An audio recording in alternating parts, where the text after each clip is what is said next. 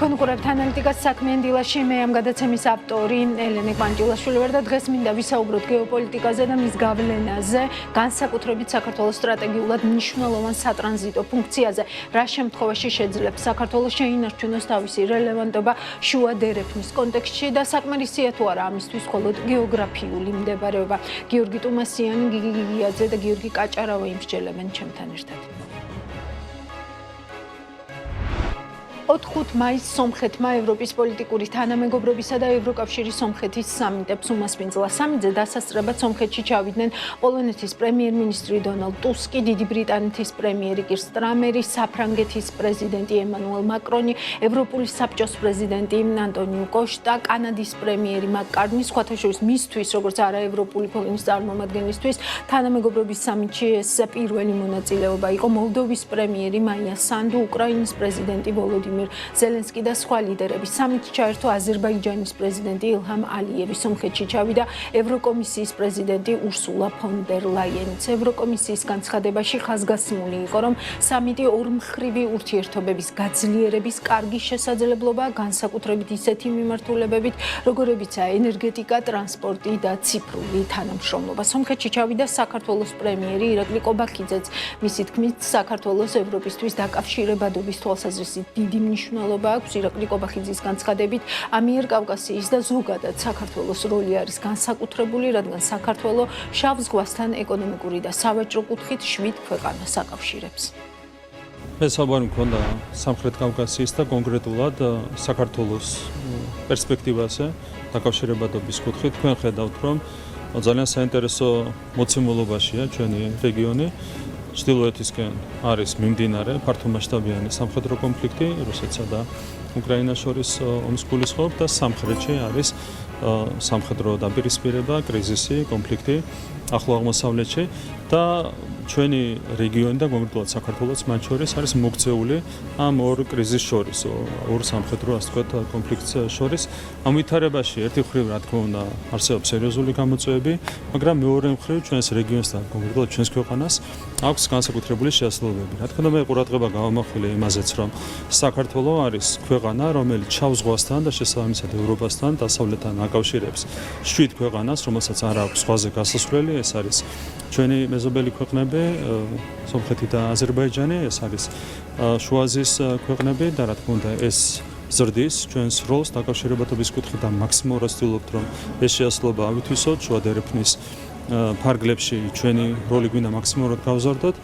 საუბარი მქონდა ასევე ინვესტიციებზე, რომელიც ხორციელდება ინფრასტრუქტურის სფეროში. სომხეთის სამიტი ერთობლივი დეკლარაციით დასრულდა, ასევე ხელი მოეწერა რამდენიმე დოკუმენტს, რაც სომხეთ ევროკავშირს შორის თანამშრომლობას კიდევ უფრო მეტად აღრმავებს, აღინიშნა სომხეთის წინსვლაც ევროკავშირთან დაახლოების გზაზე. ამასობაში ევროპარლამენტის საგარეო კომიტეტმა მხარი დაუჭირა საქართველოზე კრიტიკულ ანგარიშს. ევროკომისიის 2025 წლის ანგარიში საქართველოზე ასე ჰქვია ამ დოკუმენტს. პროექტის მომხსენებელი ლიეტუველი ევროპარლამენტარი ევროპის სახალხო პარტიიდან რასა იუეკნევიჩიენე იყო. განმარტებითი ბარათის მიხედვით ანგარიშის ამოსავალია საქართველოში დემოკრატიის უკუსლა და ევროკავშირში ინტეგრაციის კუთხით საქართველოს მდგომარეობა. 2024 წლიდან საქართველოს ევროკავშირში ინტეგრაცია დე-ფაქტო შეჩერებულია, როგორც ევროკავშირში აცხადებენ იმ პოლიტიკის გამო, რომელიც ეწინააღმდეგება ევროკავშირის ღირებულებებს. ჩანს, რომ საქართველოს ამჟამინდელმა მთავრობამ ყველაფერი გააკეთა იმისთვის, რომ ხალხი და სრულად განსხვავებული შეხედულებების მქონე პროევროპელი პოლიტიკური ჯგუფები დაერწმუნებინა იმაში, რომ ქვეყანაში არსებული ვითარება ევროკავშირის კანდიდატობის არც ერთ კრიტერიუმს აღარ აკმაყოფილებს. ვფიქრობ, ყველა პროევროპელი ქართველი მოხარულია, რომ სამხრეთ კავკასიაში ევროკავშირის პერსპექტივა ცოცხალია, თუმცა მესმის ქართველების იმედგაცრუება იმის გამო, რომ თბილისი ამ პროცესებს მიიღმა, ჯერა საქართველოსა და ქართველი ხალხის ევროპული პერსპექტივის. საგარეო საქმეთა სამინისტროს შეფასებით ევროპარლამენტის ანგარიში სრულიად აცდენილია რეალობას. მაკა ბოჭორიშვილის უწყება მიიჩნევს, რომ მიუღებელია ევროინტეგრაციის პროცესის პოლიტიკური იარაღად გამოყენება და ისეთი წინაპირობების დაყენება, რაც ქვეყნის ეროვნულ უსაფრთხოებას უკავშირდება. ანგარიში წარმოადგენს საქართველოს საზოგადოებაში პოლარიზაციის, დემოკრატიულად არჩეული ხელისუფლების ხალხისგან გამიჯვნის, ანტიდემოკრატიული პროცესებისა და რადიკალური განწყობების წახალისების მორიგ მცდელობას. მიუღებელია ქართული საზოგადოების შანტაჟი და მუქარა, რაც წარმოადგენს ქვეყნის შიდა პოლიტიკაში ჩარევას და იწვევს ნებისმიერი სუვერენული სახელმწიფოს სამართლიან შეშფოთებას. მიუღებელია საქართველოს საგარეო პოლიტიკური პრიორიტეტების და გეოპოლიტიკური საკითხების ინსტრუმენტალიზაცია, ევროინტეგრაციის პროცესის პოლიტიკური იარაღად გამოყენება. ევროკავშირში გაწევრიანების პროცესში ისეთი წინაპირობების დაყენების მცდელობები, რაც პირდაპირ უკავშირდება ქვეყნის ეროვნულ უსაფრთხოებას და რეგიონში ესკალაციის დამატებითი რისკების შექმნას. ევროკავშირის ინსტიტუტის მხრიდან ამგვარი უსამართლო დამოკიდებულება ძირს უთხრის საქართველოსა და ევროკავშირს შორის ურთიერთობებს და აზიანებს ჩვენს საერთო ინტერესებს. ამ რიტორიკის ფონზე დღეს დილით საქმიან დილაში ანალიტიკას ბლოკში ეკონომიკის ყოფილ მინისტრ ნიკა ალავიძესთან ერთად გავარჩიეთ ანაკლის და რკინიგზის მაგალითზე როგორც ცდილობს ქართული ოცნება გააქტიუროს საქართველოს როლის მნიშვნელობა შუა დერეფანში.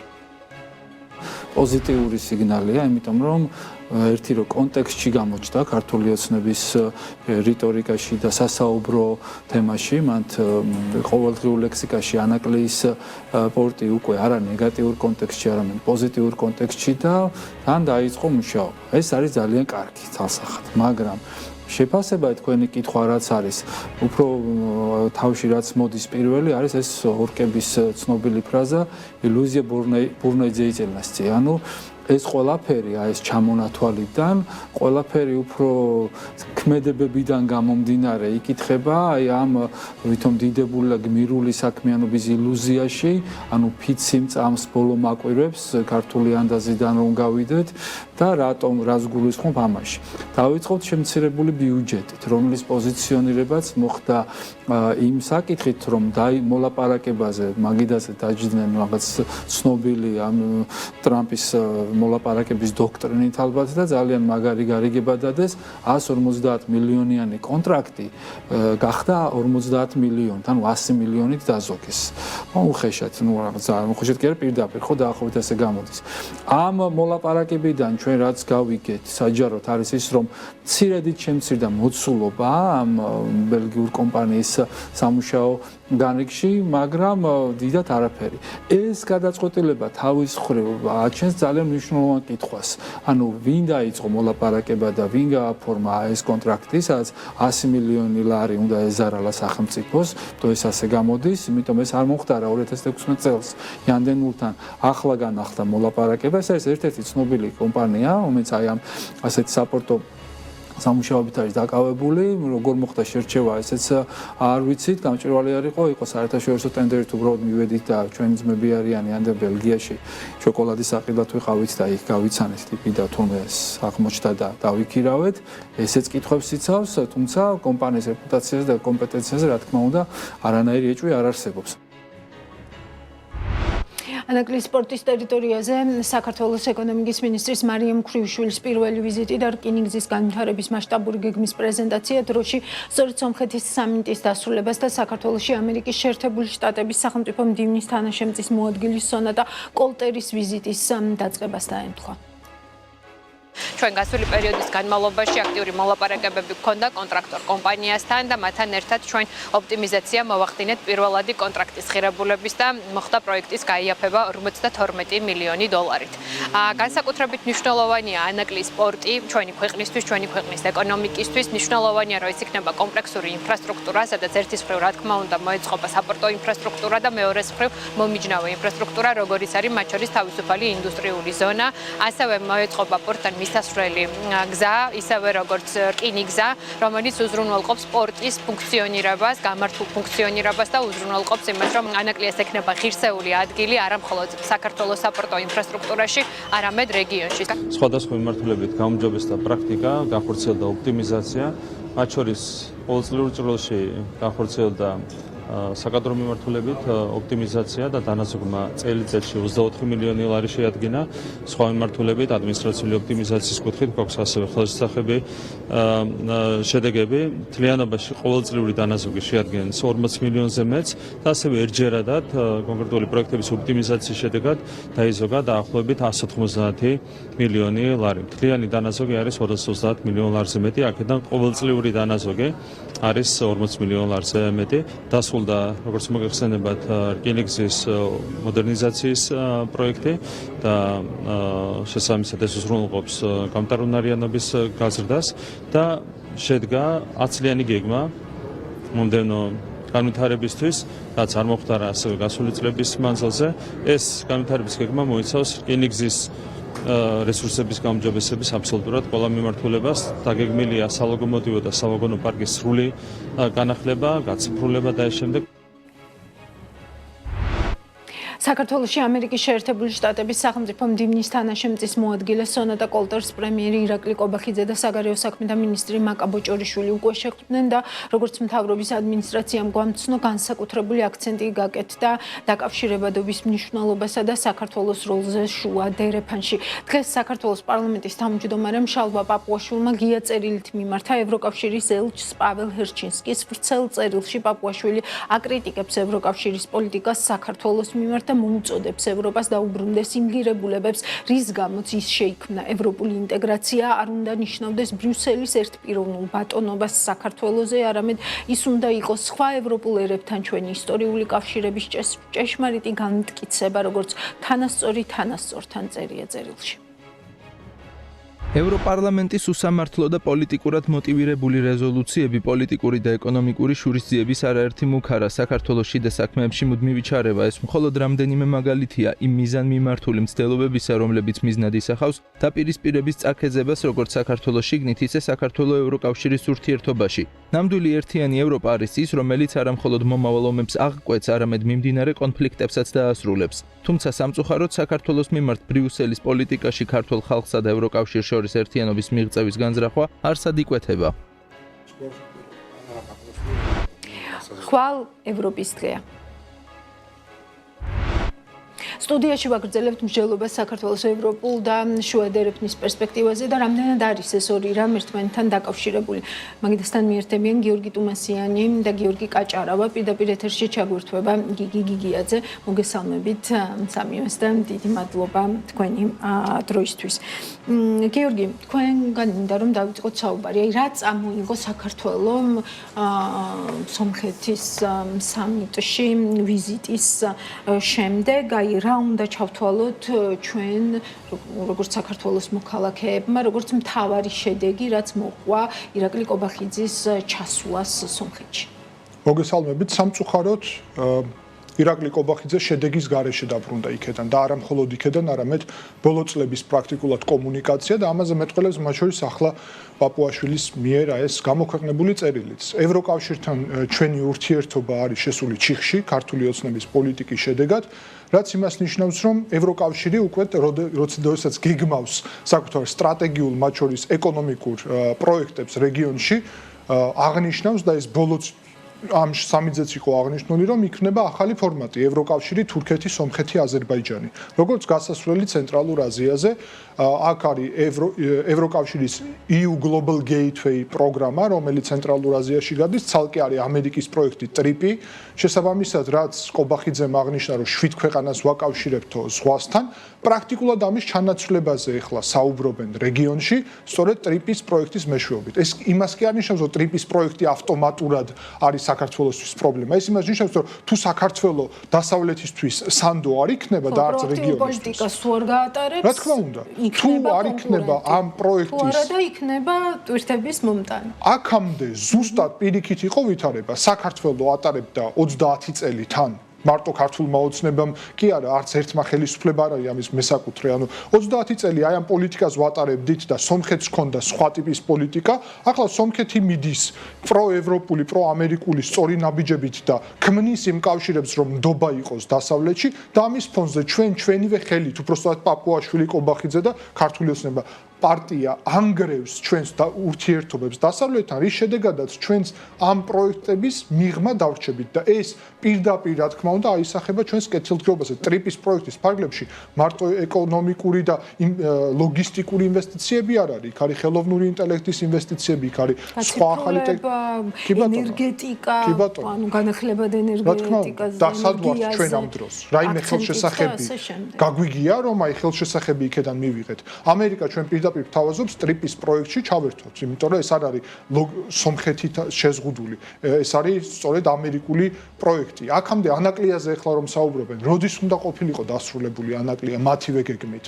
რატომ ჩამორჩით? იმიტომ რომ ანაკლია ახლა რომ ყოფილიყო უკვე, მართლა იქნებოდა ხელშესახები კონკურენტი, მაგრამ ამასთან ჭირდება პოლიტიკური ნდობა. არ არსებობს პოლიტიკური ნდობა ქართული ოცნების მიმართ მათი პოლიტიკის შედეგად. სამწუხაროდ დააზიანეს საქართველოს ინტერესი. მადლობა გიორგი, მოგიბრუნდებით. გიგიაძესთან წავალ შემდეგი კითხვით. გიგი, აი რას უკავშირდება აი უცებ, ესე ვთქვათ, მოწმენდილცაზე შალვა პაპუაშვილის მიმართვა პაվել ჰერჩინსკისადმი, ანუ რა ამოიკითხა ქართულმა ოცნებამ ასეთი, ვთქვათ, ევროპარლამენტის იმ დასკვნაში, რომ ამ ტონით გაგრძელდეს, ესე ვთქვათ, ეს ურთიერთობა, მაშინ როდესაც ვთქვათ, იგივე სომხეთში ვიზიტის დროს და პრინციპში სომხეთის ვიზიტის შემდეგაც რიტორიკა ასეთი იყო, რომ ჩვენ გვინდა რომ ურთიერთობა დავალაგოთ ევროკავშირთან და ამერიკასთან. მოგესალმებით, ტელემაყურებელს, დიდი მადლობა მოწვევისთვის. ეს გზავნილები, რომელიც ჩვენ გვესმის ქართული ოცნების წარმომადგენლების მხრიდან, რეალურად ცხადყოს ხოლმე ერთადერთს, ეს არის მაქსიმალურად დაპირისპირება ევროკავშირთან, მაქსიმალურად გაუარესება ურთიერთობებისა ევროკავშირთან, მაქსიმალურად ნებისმიერი შესაძლებლობის გათიშვა თუ რაც შეიძლება ჩამოყალიბდეს საქართველოსა და ევროკავშირის შორის, რეალურად ამ ადამიანმა გააკეთეს ყველაფერი იმისათვის, რომ ჩვენ ხელი და გაგვეშვა ყველა შესაძლებლობა რაიმე სახით წინ წარწმუნებულიყავით ამ პროცესში. ჩვენ ხელი განვუშვებთ ახლა ყველაზე მნიშვნელოვან ფორმატს, ეს არის უახლეს მომავალში მოლდოვა და უკრაინა დაიწყებენ მოლაპარაკებების გაწევრების შესახებ და ჩვენ უკვე ამ ჯგუფშიც აღარ ვიმყოფებით, ანუ ეს ქვეყნები უახლეს მომავალში გახდებიან ევროკავშირის წევრები, გულწრფ უახლოეს 4 წლის მანძილზე 2030 წლამდე, შეიძლება უკვე ადრეც.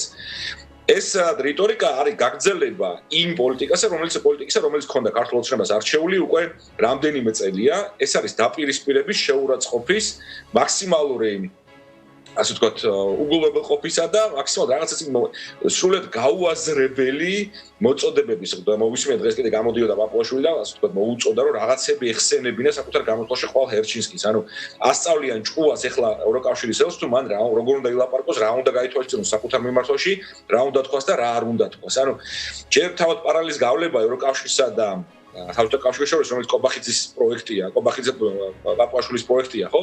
იმდენად აბსურდულია და იმდენად მოწყვეტილია რეალობას, რომ თავად მათი ამორჩეველიც კი გაკურებული დარჩა ამის მოსმენით. ხო, ისინი ცდილობენ ახლა რომ მაქსიმალურად ჩამოაშორონ კიდევ უფრო, ანუ ეს დისტანცია, რომელიც მათ შექმნეს საქართველოს და ევროკავშირის კიდევ უფრო გაზარდონ, მაქსიმალურად შეწყვიტონ, აკრძალონ ნებისმიერი სახის ურთიერთობა ჩვენსა და ევროკავშირის შორის და არ დაუშვან არანაირი ფორმით იმ პროცესების გაგრძელება, რომელიც შესაძლებელი იქნებოდა თუ ისინი დაიწყებდნენ რეალურად საუბარს ევროკავშირთან, დაიწყებდნენ რეალურად იმის განხორციელებას, რასაც ევროკავშირი მათ დიდი ხანი უკვე თხოვს და თუ ისინი რაღაცა ფორმით მართლა სერიოზულად მოინდომებდნენ ამ ურთიერთობების გამოსწორებას. არაფერი სახეზე არ არის, ხო? რეალურად ჩვენ გქონდა უდიდესი მონოპოლარი ამ პროცესში. მე ყველგან ვამბობ, რომ არ უნდა შეგვეშალოს, რომ არ უნდა ჯერ დაკარგული არაფერი არ აქვს საქართველოს. საქართველოს რეჟიმის კანდიდატი ქვეყანა, საქართველოს აქვს საუზო რეჟიმის ლიბერალიზაცია, საქართველოს აქვს გარკვეული ასე ვთქვათ, წყალგამყოფი ეტაპები გადალახული, მაგრამ ქართული ოცნების მეცადინეობით ჩვენ ეს ყველაფერი გვაქვს მხოლოდ ხაღალზე, მხოლოდ ფიქტიურად. ჩვენ ეს ყველაფერი უკვე აღარ გვეთვლება, ვინაიდან მათ იღონეს ყველაფერი მათ ხელში, რათა საქართველოს დაეკარგა რეალური შინაარსი ამ მომენტში. გიგი, მეც მქონდა ეს კითხვა და აი რატომ არ ძველდება ეს გზავნილები, იმიტომ რომ პრაქტიკულად აბსოლუტურად ერთი და იგივე ტიპის გზავნილებს ვისმენთ, როდესაც ხდება, ესე ვთქვათ, ევროკავშირის კრიტიკა, ხო? ანუ რაც არ უნდა ხდებოდეს მეორე მხარეს, ვთქვათ, პაվել ჰერჩინსკი გამოვა, ევროპარლამენტი რამე რეზოლუციას მოამზადებს თუ რა, აი ეს გზავნილები არის აბსოლუტურად ერთი და იგივე. ვის ელაპარაკება ამ ერთი და იგივე გზავნილებით სინამდვილეში ქართული ოცნება და ძველდება თუ არა ეს გზავნილები და თუ არ ძველდება, მაშინ რატომ არ ძველდება? აქ რასაკვირველია, ისინი უპირველეს ყოვლისა მუშაობენ და ასე ესაუბრებენ საკუთარ ელექტორატს, ანუ საკუთარ ელექტორატის იმ ნაწილს, რომელსაც მათი წარმოდგენით რაღაცა ბრაზი უნდა კონდეს ევროკავშირის წინააღმდეგ, ან რაღაცნაირად უნდა იყოს გულნატკენი ევროკავშირით. ესეც ამდენად ძალიან დაძველებული გზავნილია, ვინაიდან თვითონ მათი ხარდამჭერების ის ნაწილი, რომელსაც ჯერა რომ ქართული ოცნება ქვეყანას ევროკავშირისკენ შეაბრუნებს, ეს ადამიანებს უკვე გულაცრუებულები არიან, მათაც უკვე ამის აღარანაირი წმენა აღარ გააჩნიათ, ხოლო ნებისმიერი გზავნილი, რომელიც გაჟღერებული იქნება ამ, ასე ვთქვათ, პირების მიერ, რასაკვირველია შესაძლებლად იქნება აღებული ევროკავშირშიც, ხო? ვინც არ უნდა საუბრობდეს ახლა ამ ყველაფერს, ეს ცხადია, იქნება ზუსტად ესევე აღქმული ევროკავშირის შესაბამის ინსტიტუტებში და არაფერი არ იქნება გამორჩენილი. რაც არ უნდა კეთილგანწყობილი იყოს ყობახიძე, თუ ბაყუაშვილი გააგრძელებს მსგავსი განცხადების გაკეთებას, ეს სიტუაციას რეალურად წინარანად არ წაწყობს, ხო? ფაქტურად პარლამენტის თავმჯდომარე ცდილობს, რომ ნებისმიერი ფორმით შეინარჩუნოს აი ეს აგრესიული ტონი, აი ესეთი შეურაცხყოფელი ტონი, ესეთი თითქოს რაღაცის ვალში იყოს ევროკავშირი საქართველოს, თითქოს საქართველოს იყოს ევროკავშირის დამფინანსებელი და ევროკავშირის ინსტიტუციების შემქმნელი, თითქოს არა პირიქით, ხო? ეს არის ყველაფერი მიზანმიმართული პოლიტიკა, რომ რეალურად მათ არ უნდათ ჩვენი ქვეყნის დაახლოება ევროკავშირში, რეალურად მათ არანაირი სურვილი არ აქვს, რომ ჩვენ ამ პროცესში წინ წავიდეოთ, მათ არასდროს არ უნდათ, რომ ჩვენ კანდიდატი გამხდარიყავით, მათ რეალურად არ უნდათ, რომ საქართველოს გახილული ყოფილიყო როგორც რეალური ნამდვილი პოტენციური კანდიდატი ევროკავშირისა. ხო, ეს არ არის ამ ხალხის ინტერესში არ შედის. მათ ინტერესშია ჩვენი ჩამოცილება ევროკავშირისგან, ევროპული ცივილიზაციისგან, მათ ინტერესშია მაქსიმალურად ჩვენი დაქვემდებარება რუსული გავლენის სფეროში გადაყვანა ჩვენი ქვეყნის და შესაბამისად ეს ერთმანეთთან თავსებადი ვერ იქნება. ეს მისი გამგზავრება ასევე ერევანში, ყობახიძის მგზავრობა ერევანში ჩემთვის ასევე იყო სრული თვალთმაქცობა. ხო, შეუძლებელია რომ ერთის მხრივ ლანძღავდა ევროკავშირს, იყო დაკავებული 24 საათი ჩვენი ევროპელი მეგობრებისა და ევროპარლამენტარების დინებით და შეურაცხყოფით და მეორე მხრივ ქმნიდა იმ შტაბ-ბიჭდებას, რომ თითქოს ევროპასთან ყველაფერი ნორმალურადაა და ჩადიოდა ისეთ სამიტებზე, როგორც არის ევროპის პოლიტიკური გაერთიანების სამიტი. ხო, ანუ ეს არის თავიდან თვალთმაქცობა, ეს არის კიდევ ერთხელ ცდელობა იმისა, რომ საკუთარი ამორჩევლის ის ნაწილი შეიყვანოს შეცდომაში, რომელსაც აი ოდნავ კიდევ დარჩენილი აქვს რაღაცა ფორმით იმის რწმენა, რომ შესაძლებელია ესენი ძალიან ზეჭხვიანურ და რაღაცა გასაოცარ პოლიტიკას აწარმოებენ და რამე თითქოს უფრო მეც მოგიგებთ. ასევე გიგი, კარგი ხანია მრჩება ეს შთაბეჭდილება, რომ ქართული ოცნება ცდილობს, რომ ჩვენთვის, ესე ვთქვათ, მოქალაქეებისთვის რაღაცნაირად გამიჯნოს, რომ თითქოს აი ეს ეკონომიკური საკითხები, ვთქვათ, შუა დერეფანი, ვთქვათ, პერსპექტივა, რომელიც უშუალოდ შუა დერეფანთან არის დაკავშირებული, ეს აბსოლუტურად ცალკე საკითხებია, რომლებსაც პოლიტიკა არ ეხება და ესე ვთქვათ, შეიძლება რომ ვთქვათ, ჩახვიდე სომხეთში და დაკავშირებადობაზე ისაუბრო და შემდგომ ვთქვათ, აი ამ ტიპის დამოკიდებულება გქონდეს, ვთქვათ, ევროპასთან და ევროკავშირთან და თუნდაც პერსონალურად ევროკავშირის ელჩთან საქართველოში. ანუ რამდენად შეიძლება ესე ვთქვათ, აი ამ საკითხების ერთმანეთისგან გამიჯვნა. რასაკვირველია, ეს არის ძალიან დიდი ტყუილი, ეს არის კიდევ ერთხელ უდიდესი აბსურდი. ვერანაირი გეოპოლიტიკური, ვერანაირი ფიზიკური მდებარეობა ვერ ჩაანაცვლებს პოლიტიკურ განზომილებას. ხო, შეუძლებელია, რომ აი ამ პოლიტიკური განცხადებების, აი ამ პოლიტიკური ქმედებების ფონზე რაღაცა სახით საქართველოს იყოს, ასე ვთქვათ, დარჩეს კიდევ საინტერესო ევროკავშირისთვის. ვერანაირი ჩვენი საუკეთესო გეოგრაფიული მდებარეობა ვერასდროს ვერ ჩაანაცვლებს იმას იმ გარემოებას თუ რაც იქნება საქართველოში პოლიტიკური, ასე ვთქვათ, თვალსაზრისით. ვერასდროს ვერ ჩაანაცვლებს ადამიანის უფლებების დარღვევას, ვერ ჩაანაცვლებს სამართლებრივი სახელმწიფოს გაქრობას, ვერ ჩაანაცვლებს ადამიანების, ასე ვთქვათ, დემოკრატიული ინსტიტუტების მაქსიმალურად შევიწროებას და ასე შემდეგ. მათ უნდათ რომ შექმნან ესეთი განცდა, რომ თითქოს შესაძლებელია ისეთივე ქვეყნად წარმოვდგეთ ჩვენ, ან ვთქვათ, ისე ვიყოთ აღქმული, უნდა ვთქვათ, პარალელის გავლება თითქოს აზერბაიჯანის მნიშვნელოვანია ევროკავშირისთვის, ან დაკავშირებადობის თვალსაზრისით, მაგრამ ესეც არის უდიდესი ტყუილი. ჯერ ერთი საქართველოს და გაცილებით მეტი ამ გზაზე გაკეთებული, გაცილებით წინა ვარ ჩვენ ვიდრე იგივე აზერბაიჯანი, საქართველოს გაცილებით მეტი აქვს დასაკარგი, ვიდრე ეს ექნება აზერბაიჯანს და საქართველოს აქვს ძალიან დიდი ინვესტირება განხორციელებული ადამიანური და თქვათ დროის თვალსაზრისით, აქვს უდიდესი ინვესტიცია ჩადებული ამ პროცესში. საქართველოს მოსახლეობის აბსოლუტური უმრავლესობა ცალსახად ხარს უჭერს თანაც ჩვენი ქვეყნის ევროპულ და ევროატლანტიკურ ინტეგრაციას და ცალსახად მიაჩნია, რომ ჩვენი ადგილი არის ევროკავშირში. მსგავსი რეალობა არ მეორდება სხვაგან არსად. ამიტომ ამ შთაბეჭდილების შექმნა, ამ განცდის ჩამოყალიბება, რომ თითქოს ჩვენთან მიმართებისად ისეთივე დამოკიდებულება უნდა გქონდეს ევროკავშირში, როგორც ეს აქვს, თქვათ ისე აზერბაიჯანს, ეს არის კიდევ ერთხელ უდიდესი აბსურდი და ეს არის თვალში ნაცვლის შეყრა. ეს არასდროს არ მოხდება. ევროკავშირი საქართველოსთან მიმართებით არასდროს არ შეცვლის საკუთარ დამოკიდებულებას და არ დახუჭავს თვალებს ქვეყნის სახელმწიფოს მიტაცებაზე, დემოკრატიის უკუსტვასა და ადამიანის უფლებების ფეხოშ გათელვაზე. ეს ცალსახად უნდა გვესმოდეს ყველას ერთი მეორეს ფიზიკურად ვერ ჩანაცვლოს. გიგი, სულ ბოლო კითხვა ვიცი რომ გეჩქარებათ და უღრმესი მადლობა რომ დრო გამონახეთ ამ ეთერისთვის. უბრალოდ აი უკან დაბრუნებასთან დაკავშირებითაც მინდა რომ დაგისვათ ეს კითხვა ხშირად ისმის რომ აი მთავარი არის რომ ესე ვთქვათ კურსი მნიშვნელოვნად ესე ვთქვათ საქართველოს არ მოწყდეს აი ამ თავის კურსს და შემდგომ ესე ვთქვათ ყველაფრის უკან დაბრუნება შეიძლება ადვილად. რამდენად ადვილი შეიძლება იყოს ეს პროცესი, იმიტომ რომ ჩვენ უკვე ვხედავთ რომ კონკრეტული გავლენა აქვს იმ პოლიტიკას, რასაც ატარებს ქართული ოცნება, თუნდაც აი ამ რეპრესიული კანონებით, თუნდაც იმით, რომ ვთქვათ, აი ვთქვათ, რაც დაემართა, ვთქვათ, არასამთავრობო სექტორს, ვთქვათ, ბიზნესი როგორ ჩუმდება, ხო, იმიტომ რომ სხვა გამოსავალი არ აქვს და ასე შემდეგ. ხო, აი ამ მოლოდინის შექმნა რომ ყველაფერი უკან სწრაფად შეიძლება დაბრუნდეს, აი ეს რამდენად სწრაფი მოლოდინია და ვიზე მუშაობს დღეს დრო. არა, რასაკურველია სრულიად გამორიცხულია, რომ ამ ეგრეთ წოდებული ხელისუფლების, ამ პოლიტიკური პარტიის ხელისუფლებაში ყოფნის პერიოდში რაღაცა ფორმით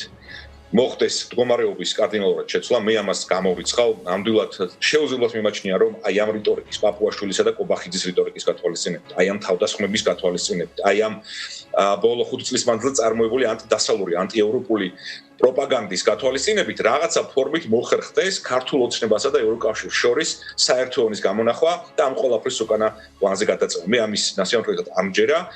იმ შემთხვევაში თუ მოხდება საქართველოს განხორციელება დამოუკიდებელი გამჭვირვალე საპარლამენტო არჩევნები, ახალი პოლიტიკური ძალის მოსვლის შემდეგ, ჩემი აზრით იქნება ძალიან დიდი სამუშაო გასაწევი, იქნება ძალიან შრომატევადი, დროტევადი პროცესი, რის შემდეგაც საქართველოს შესაძლებელია ისევ აღმოჩნდეს იმ ქვეყნების გვერდით, რომლებიც განიხილებიან მომავალ კანდიდატად, მომავალ წევრად. ამ ეტაპზე ეს პროცესი თავიდან ბოლომდე უკვე ჩვენგან ჩახსნილია. საქართველოს აღარც საქართველოს ხსენებაც აღარ ხდება უკვე იმ ქვეყნებთან ერთად, რომლებიც ოხოს მომავალში უნდა გახდნენ ევროკავშირის წევრები და კიდევ ერთხელ ვიმეორებ, ის ყველა მონოპოლი, რომელიც ჩვენ ამ პროცესში გვქონდა, განიხილება მხოლოდ ფიქტიურად, მხოლოდ ქაღალდზე, მხოლოდ სახელის მიხედვით. ამიტომ მათ ფაქტობრივად ყველაფერი ჩაშალეს, მათ ყველაფერი დააზიანეს, რის დააზიანებას მათ შეეძლოთ და ეხლა უბრალოდ კიდევ ერთხელ ცდილობენ შთაბეჭდილება შექმნა, რომ თითქოს ყველაფერი ჩვეულებრივად გრძელდება. ეს არის ტყუილი, ეს არის ფარსი და ამას თითოეული მოქალაქე ამ ქვეყნისა ძალიან კარგად ხედავს. დიპლომატიის აკადემიას შევქმნითო?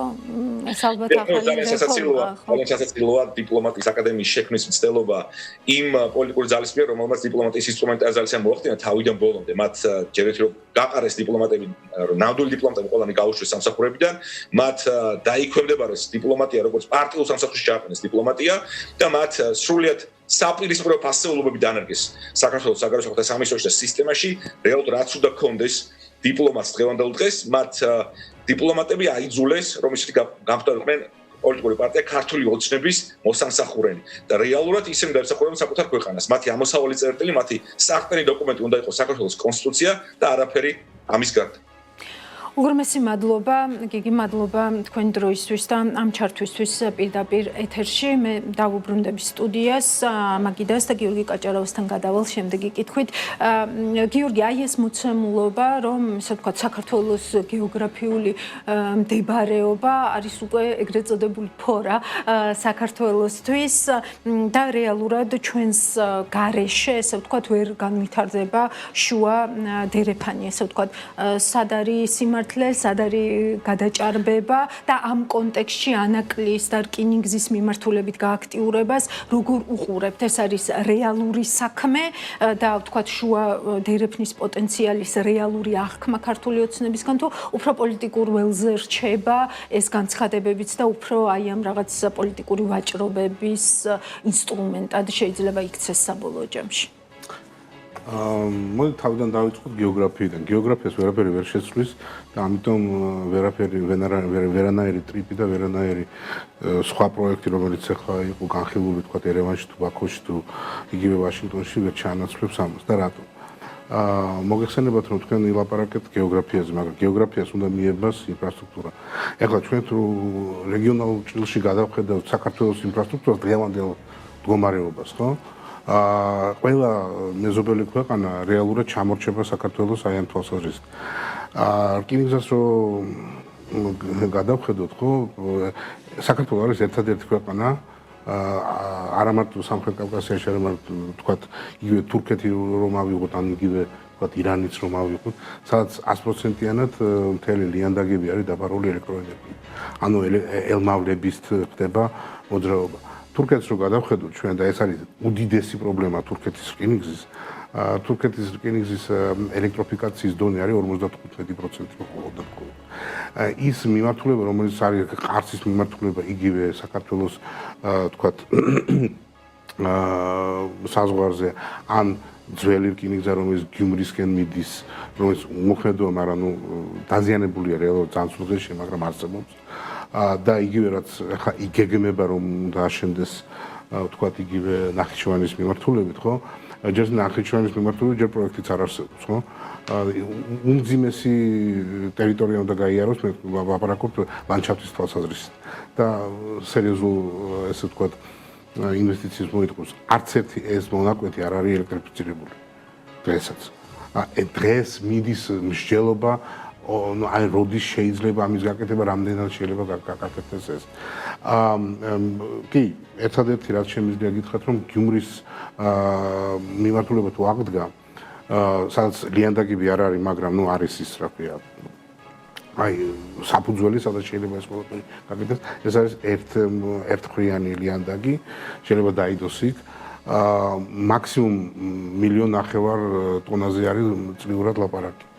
თუ გავითვალისწინებ ზანგეზურის მიმართულებას, ან სიუნიკის მიმართულებას, ხო, ახლა სხვადასხვა ქვეყანაში სხვადასხვანაირად უძახიან, ხო?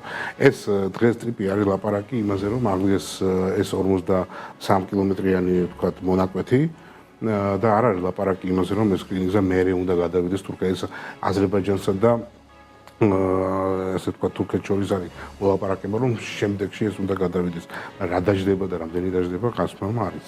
ახლა გიუმრის მიმართულებაზე რომ ვილაპარაკობ, მე ციფრები მინდა რომ გითხრათ, ხო? ხო, და ეს რკინიგზა თუ აღდგა ნახიჩევანამდე, ხო? აი თუ იმ სახით იქნება, რა სახითაც დღეს არის მთლიანად აზერბაიჯანის რკინიგზა, ეს მაქსიმუმ გაატარებს 5 მილიონ ტონას წლიურად. პლუს გიუმრის მიმართულება 1.5 მილიონი ტონა, ხო? ეს არაფერი არ არის. იმასთან შედარებით, რასაც საქართველოს ატარებს. ანუ ეს კონკურენციას ვერანაირად ვერ გაუწევს საქართველოს ვერც რკინიგზას და ვერც სპორტებს. მე მეცაც გეტყვით, ვერც ტრაბზონის, ვერც სამსუნის და ვერც რიზეს სპორტები, ვერც ფოც, ვერც ბათუმს და ვერც მომავალში ანაკლიას, ანაკლიას ლაპარაკი არ არის, იმიტომ ეს უკვე სხვა დონის სპორტი იქნება, ხო? დღესაც ვერ უწევენ კონკურენციას. რატომ? იმიტომ რომ სამსუნს აქვს მხოლოდ და მხოლოდ რკინიგზასთან წვდომა. დღეს არც ტრაბზონს და არც სხვა პორტს უფრო აღმოსავლეთით თურქეთში რკინიგზასთან წვდომა არ აქვს. ჯერ ესეთი და მეორე ერთი მასშტაბები არის განუზომლად უფრო მცირე ვიდრე საქართველოს სპორტების.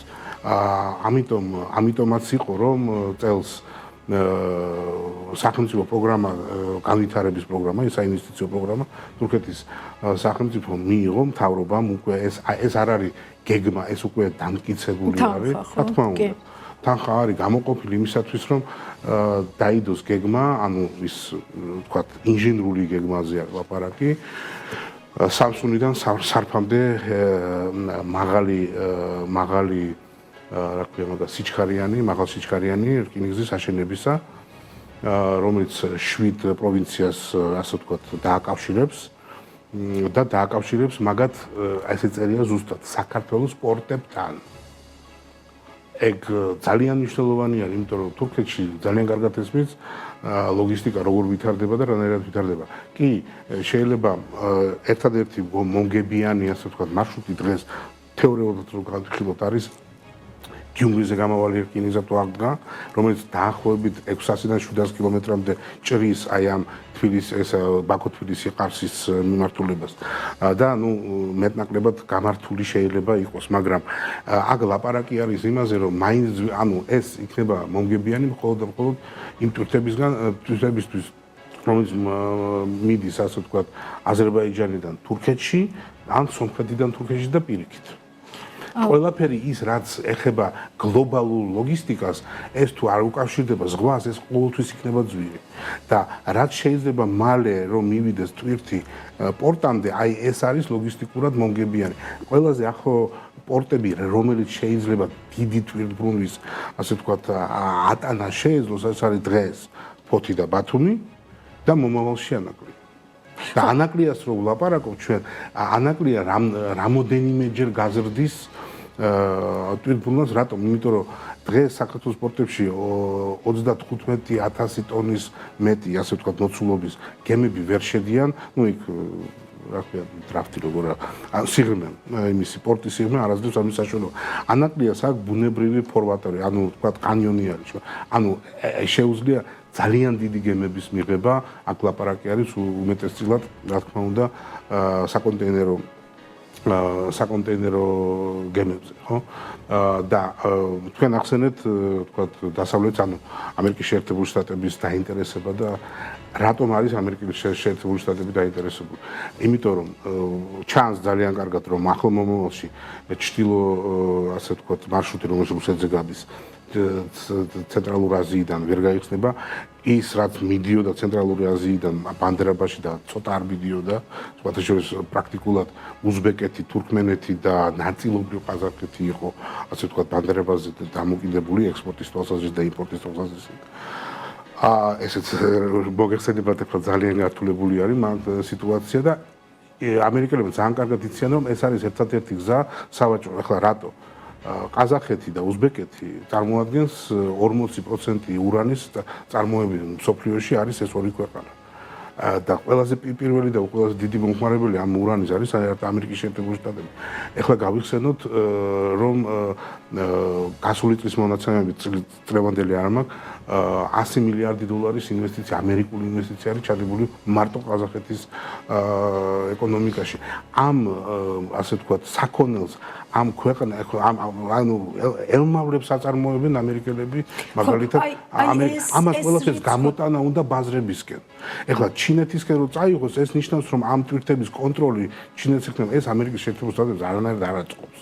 ამიტომ მაგრამ ანაკლიაში თუ ექნა პორტის აი ზუსტად მაგეთკენ მიმყავს მე რომ საქართველოს მიმართულების განვითარების ალტერნატივა ამ შემთხვევაში ამერიკელებისთვის არ არსებობს და აი მე ვფიქრობ რომ აი ეს ვიზიტები მარტო ის კი არა რომ ვთქვათ იგივე შავი ზღვისპირეთში საქართველოს შავი ზღვისპირეთში ჩასვლა ანაკლიის მონახულება, ფოთის მონახულება და ასე შემდეგ ის რომ ამერიკელები სთავაზობენ საქართველოს მთავრობას რომ ფოთის პორტის ღრმაწლოვანად გახდენის პროექტი არსებობს და მოდით ამოვთხაროთ იქ ეს მიწა და ვთქვათ უფრო დიდი გემები შევიყვანოთ პორტში. აი ზუსტად აი იმის მანიშნებელია რომ ამერიკის შეერთებულ შტატებს როგორც სხვა ასე ვთქვათ აი ამ დიდ თამაში მოთამაშეებს ძალიან კარგად ესმის რომ აი ეს ბუნებრივი და ეს მოცემულობა ვთქვათ საკმარისი იმისთვის აი რაც მე ვთქვი შტაბ-ჭდილების შექმნასთან დაკავშირებით რომ ეკონომიკის გამიჯვნა შესაძლებელი არის ვთქვათ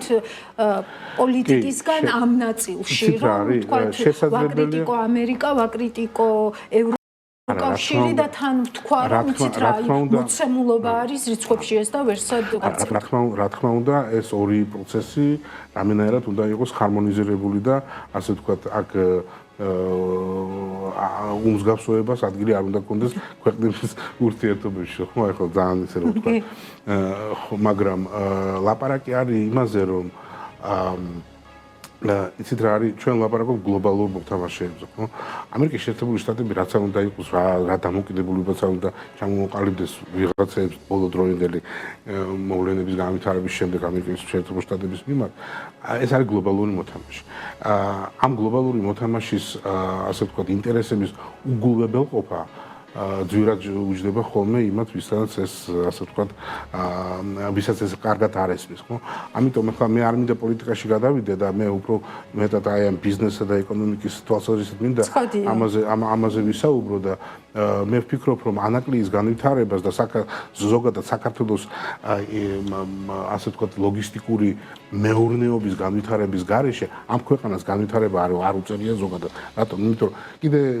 ბევრი ასე ვთქვათ უპირატესობა აქვს საქართველოს სხვა ქვეყნებთან მე ვლაპარაკ რეგიონზე ხო ეს არის კანონმდებლობა ლიბერალური მეტნაკლებად ლიბერალური ეკონომიკა თუ ჩვენ გადავხედოთ აზერბაიჯანს სადაც მე ძალიან ბევრი მეგობარი მყავს აი ამ სფეროში მოგვაწევ და ნუ მეცად გეტყვით ჩემი ძალიან ახლო მეგობარი არის ასე ვთქვათ ამ ტრიპის პროექტის უსტაბაში მთავრობაში ხო ძალიან კარგად ვიცი რა ხდება მან ანუ სატრანზიტო ვთქვათ რა ქვია მაგას საწყობი თელს ქვეყანაში მარტო ერთი არის. რომელიც არის цаრიელი ნანახი მაქვს რამოდენიმე წლის აშენებული და საერთოდ აი არაფერი არ ჩაუდივდათ მან. საქართველოში ნებისმიერ საწყობს შეუძლია ეს სტატუსი მიიღოს კანონმდებლობით თუ რაღაც რა თქმა უნდა კრიტერიებს აკონტროლებს და ასე შემდეგ. მადლობა გიორგი. თქვენთან წამოვალ ისევ შემდეგი კითხვით, აი ვთქვათ, ჩანდა აი ეს უპირატესობები, ან ვთქვათ, აი რაზეც გიორგი მისაუბრა, ეს ვთქვათ, აი ჩანდა ეს ვთქვათ რიცხვები, ანუ კონტექსტის მნიშვნელობა, თუნდაც აი სომხეთის სამიტზე. მოდი დავაზუსტოთ პირველ რიგში, რომ რა თქმა უნდა საქართველოს გააჩნია უნიკალური შესაძლებლობები, მაგრამ ეს უნიკალური შესაძლებლობები იქნება გამოყენებული მხოლოდ შესაბამისი პოლიტიკური გადაწყვეტილების არსებობის ფონზე. შეერთებული შტატები დაინტერესებული არის საქართველოს ჩართოს ტრიპში, მაგრამ აშკარად აი დავეთანხმები იმ ლოგიკას, რაზეც იყო საუბარი, მაგრამ უნდა მაგალითიც მოვიყვანოთ, რომ ნოემბერში, როდესაც თეთრ სახლში იყო შეხვედრა პრეზიდენტ ტრამპის და ცენტრალური აზიის 5 ქვეყნის პრეზიდენტის დოკუმენტში, რომელიც დაკავშირებადობას ნიშნავს ცენტრალურ აზიასთან, არის ნახსენები მხოლოდ პროექტი ტრიპი. ეს არის პოლიტიკური გადაწყვეტილება. ტრიპი ჯერ არც კი არსებობს, მაგრამ შეერთებული შტატების ინტერესი იქ გამომდინარეობს იქიდან, რომ სომხეთის რიტორიკა და მიდგომა არის რადიკალურად სხვა და საქართველოს მიდგომა, აგერ პაპუაშვილის განცხადება თქვენ თვითონ ნახეთ. შესაბამისად მათ შორის ჩინეთთან დაახლოების ფონზე პოლიტიკურად და რუსული გავლენების გაზრდის ფონზე შეერთებული შტატები და ავტორიტარული მიდრეკილების გაზრდის ფონზე შეერთებული შტატები ბუნებრივად ეძებენ ალტერნატივას, თან ალტერნატივაზე აუცილებლად უნდა დავამატო რიცხვებზე. სწორად იყო აღნიშნული, რომ გიუმრი კარსის გახსნის ფონზე პირველი შეიძლება 1 მილიონი ტონა იყოს, მაგრამ რეალური მაჩვენებელი, რომლის მიღწევა შეიძლება 6 მილიონი ტონაა. უკვე და სომხეთს აქვს სურვილი რომ ნაციონალიზაცია მოახდინოს რკინიგზის, ანუ ისედაც სომხეთს ეკუთვნის, მაგრამ მართლობის ნაციონალიზაციას გულისხმობს, რადგანაც რუსეთი ხელს უშლის ამ პროცესებს, რომ გიუმრი კარსი და ყაზახი იჯევანი გაიხსნას და უკვე არსებული ინფრასტრუქტურა იყოს ამ მიმართულებით. შეუძლია შესაბამისი ინვესტიციების ფონზე 6 მილიონამდე გაზარდოს ტვირთი. ტრიპის პროექტის მიმართულებით ნაკადი რეალურად 15-დან 25 მილიონ ტონამდე არის გაცვლა დაახლოებით. რა თქმა უნდა, ეს არის ძალიან რთულად მისაღწევი, მაგრამ მე ამას ვამბობ, თუ საქართველო არ დაუბრუნდება საკუთარ სწორ საგარეო პოლიტიკურ ვექტორს, მაშინ ბუნებრივად ევროკავშირმაც ახლა რაც აღნიშნა 4 ქვეყნის ლოგიკა კავშირი სომხეთის გავლით EU Global Gateways პროგრამაშიც რომ მარტო ტრიპი და მარტო სომხეთი არის ნახსენები, ეს ხომ პრობლემებია, ეს ხო უკვე ნიშნავს, რომ ჩვენ ნაბიჯები უნდა გადავდგათ, რომ ის პოტენციალი, რომელიც გაგვაჩნია და გაგვაჩნია ნამდვილად და შეგვიძლია უნიკალური როლი შევასრულოთ, არ დავკარგოთ ეს როლი. ახლა იმიტომაც მიდის ბევრი აქცენტი მათ შორის სომხეთზე, იმიტომ რომ სამწუხაროდ პარტიამ ქართულმა ოცნებამ მიიღო გადაწყვეტილება, რომ საქართველოს გეოპოლიტიკურ როლით ივაჭროს საკუთარი ძალაუფლების შენარჩუნების კონტექსტში. სწორედ ამიტომ არის აქცენტი გაკეთებული იმ მხრივ. ხოლო მეორე ვარიანტია, რომ ჩვენ ვისარგებლოთ ამ უნიკალურ როლით, აღვადგინოთ ეს კავშირები დასავლეთთან, არ წავიდეთ პოლიტიკურად ჩინეთისკენ, რომელიც თქვენ იცით, რომ აი ტრიპის პროექტი რა არის. ეს არის უარი სომხეთის რუსეთის კონტროლზე, იმიტომ რომ რუსეთს ჰქონდა იქ დაგეგმილი ეფექტური კონტროლი და ამ პროექტის ამერიკასთან შეთანხმება. შესაბამისად, ამის ფონზე ანაკლიის სტატუსი, როცა გაურკვეველია და ჩვენ ხედავდით ქართულ ოცნების სურვილს, რომ ჩინეთთან იყოს პოლიტიკური თანამშრომლობაც, ჯერ კომუნისტურ პარტიასთან შეთანხმება გააფორმეს და ანაკლიის სპორტის კონტექსტშიც, ეს შეიძლება გრძელვადიანად უბრალოდ იყოს იყოს გაზარდოს სურვილი დასავლეთში, რომ ნაკლებად იყოს აქცენტი და აი ბოლო განცხადებები თქვენისაც აღნიშნეთ, ამაზე მეტყველებს. ამ ფონზე იქნებ ზუსტადაც პოზიტიური არის ის გზავნილი, რომ აი ვთქვათ, რაც მოვისმინეთ ჩვენ თუნდაც ეკონომიკის მინისტრისგან მარიამ ქრუიშვილისგან, რომ რეალურად ვთქვათ იწყებ და ირაკლი ყობახიძესაც ეს გზავნილი ჰქონდა, რომ მიუხედავად ყველაფრისა, ესე ვთქვათ, ანაკლია აშენდება და ვთქვათ სახელმწიფო იწყებს პროაქტიულად, ესე ვთქვათ, ამ ზუსტად ეს კითხვა იყო ამ პორტის მშენებლობას, ხო? მიუხედავად ვთქვათ ინვესტორთან აი ამ გაუგებრობისა. აი რამდენად რეალურ ნაბიჯებად ხედავთ დღეს აი ამ გადმოსახედიდან ვთქვათ ანაკლიის და რკინიგზის საკითხების გააქტიურებას. ჩვენაც ნახეთ, ასე ვთქვათ, თქვენ სიუჟეტში რაღაც სამუშაოები მიმდინარეობს, ხო, ახლა რამდენად წინ წაიწევა და რამდენად მასშტაბური იქნება და რამდენად სწრაფად მოხდება ამის ყველაფრის გაკეთება, ну, დრო გვიჩვენებს, ხო? მოკლედ რო ვთქვათ ჩვენ, მაგრამ აქ ლაპარაკი არის იმაზე, რომ ჩვენ საქართველოს ლაპარაკობ, დავკარგეთ ძალიან ბევრი დრო, ეს სპორტი უნდა აშენებული. ამაზე არის აქ ლაპარაკი. ეს არის ძალიან სერიოზული დამაფერხებელი. რა შეეხება სომხეთის რკინიგზას, მე ცოტა უბრალოდ რაღაც უნდა დავამატო. რკინიგზა არის სომხეთის რკინიგზა არის კონცესიაში რუსეთის რკინიგზაში და ეს მაგას ქვია იუჟნო-კავკასიის ჟელეზნი დოროგი. რუსეთის რკინიგზა არის ევროკავშირის მიერ სანქცირებული. მაგის შვილობილი კომპანია, რა თქმა უნდა, იქნება მე უკვე ვხედავ უზარმაზარ პრობლემებს საქართველოს რკინიგზის ურთიერთობაშიც კი სომხეთის დღევანდელ რკინიგზასთან, ანუ ლაპარაკობ ვინც მეურვეობს ახლა, ხო? და პრემიერ-მინისტრის ფაშინიანის არაერთი გზის განცხადებას ბაჭურის ბოლო დროს ჩვენ გვახსოვს, ხო? იგივე გიუმრის მიმართულებით და მეორე მონაკვეთი უფრო პატარა, რომელზეც რუსები ვთქვათ ამბობენ ვარს რეაბილიტაციას და რაღაცა, რომ ეს კონცესია შეწყდეს, აი მე ვფიქრობ, რომ აი ეს იქნება, ვთქვათ, გადამწყვეტი მომენტი სომხეთის, ასე ვთქვათ, ინფრასტრუქტურული, ვთქვათ, გათავისუფლების რუსეთისგან. ну, სატრანსპორტო სფეროზე ვლაპარაკობ ამ შემთხვევაში, ხო? მეორე მომენტი უკვე მოხდა, მოეწერა რამოდენიმე დოკუმენტს ოფიციალურ ხელი, სადაც ვთქვათ, ბირთვული მოდულარული რეაქტორები უნდა ჩაიდგას სხვადასხვა ადგილას სომხეთში, რომელიც ჩაანაცვლა მეწამურის, ასე ვთქვათ, სადგურს და როსატომს არ ექნება წვდომა და გავლენა სომხეთის, ასე ვთქვათ, ელექტროენერგია, მაგრამ აქ კიდე რჩება მესამე მომენტი არის გაზპრომის მონოპოლია იმაში, რა ქვია, სომხეთში, სადაც $170 ყიდიან, ასე ვთქვათ, გაზ თავისივე შვილობილ გაზპრომ არმენიაზე და მე გაზპრომ არმენია გაორმაგებული ფასით ყიდის იმაში, რა ქვია, მოსახლეობაში და ეს დაახლოებით 50%-ით უფრო ძვირი უჯდება ხალხს სომხეთში ვიდრე საქართველოში. კი, ძალიან დიდი მადლობა კონტექსტის ძალიან კარგი ანალიზისთვის, გიორგი.